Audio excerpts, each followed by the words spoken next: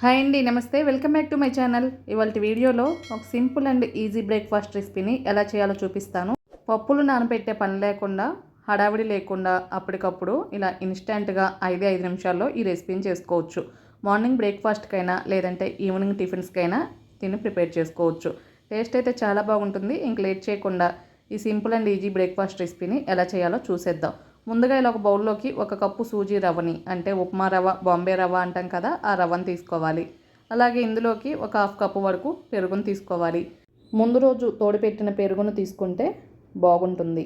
అలాగే ఇందులోకి సరిపడా నీళ్ళని వేసుకొని ఈ రవ్వలోకి పెరుగు వాటర్ చక్కగా కలిసేలాగా ఉండలు లేకుండా బాగా కలుపుకోవాలి.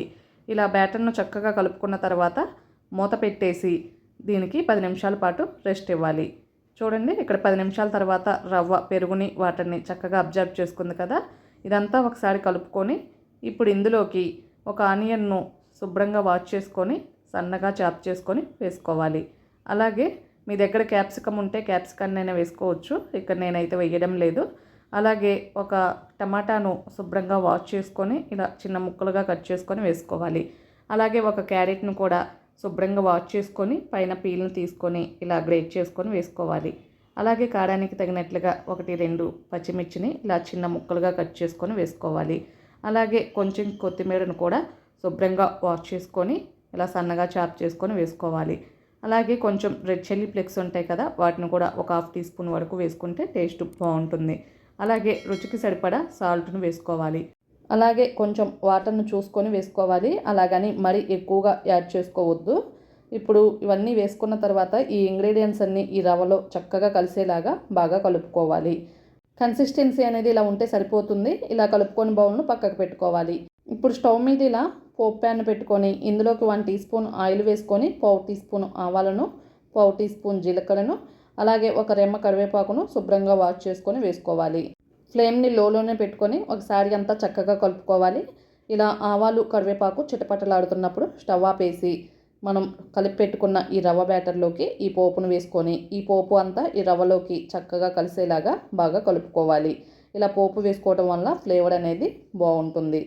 ఇలా కలుపుకొని ఈ బౌల్ను రెడీగా పక్కకు పెట్టుకోండి.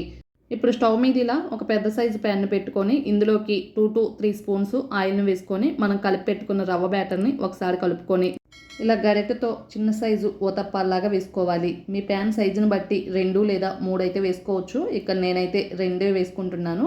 ఇలా వేసుకున్న తర్వాత ఫ్లేమ్ని లోలోనే ఉంచుకొని వీటిని చక్కగా ఫ్రై చేసుకోవాలి. ఫ్లేమ్ని హై ఫ్లేమ్లో పెట్టారు అంటే లోపల సరిగా వేగదు, అలాగే పైన త్వరగా కలర్ వచ్చేసి మాడిపోయినట్లు అనిపిస్తుంది. అందుకని వీటిని లో టు మీడియం ఫ్లేమ్లో మాత్రమే చక్కగా కుక్ చేసుకోవాలి.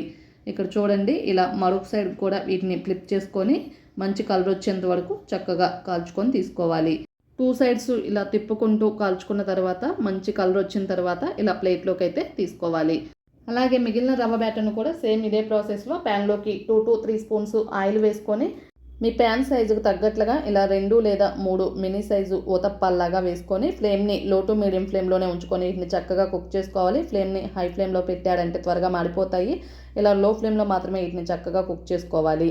ఇలా వీటిని 2 వైపులకి తిప్పుకుంటూ చక్కగా కాల్చుకున్న తర్వాత ఇలా మంచి కలర్ వచ్చాక ప్లేట్లోకి అయితే తీసుకోవాలి. ఇలా మీకు పిండి అయిపోయేంత వరకు సేమ్ ఇదే ప్రాసెస్లో చేసుకొని ప్లేట్లోకి అయితే తీసుకోవాలి. అంతేనండి, ఎంతో టేస్టీగా simple and easy breakfast recipe రవ్వ ఊతప్పాలు అయితే రెడీ అయిపోయాయి. వీటిని ఇక్కడ నేనైతే ఇలా టమాటా నిలవ పచ్చడి ఉంటుంది కదా, పోపు పెట్టేసి ఆ చట్నీతో సర్వ్ చేసుకుంటున్నాను. మీరు కావాలంటే పల్లి చట్నీతో కానీ, గ్రీన్ చట్నీతో కానీ, టమాటా కొబ్బరి చట్నీ దేంతో అయినా సర్వ్ చేసుకోవచ్చు. ఎలా తిన్నా కూడా టేస్ట్ అయితే చాలా బాగుంటాయి. ఇవి పైన క్రిస్పీగా లోపల సాఫ్ట్గా, టేస్ట్ తినే కొద్దీ ఇంకా తినాలనిపిస్తూ ఉంటుంది. మార్నింగ్ టైం పిల్లలకి స్కూల్కి వెళ్ళేటప్పుడు ఇలా కనుక చేసి ఇచ్చామంటే ఎంతో ఇష్టంగా తినేస్తారు.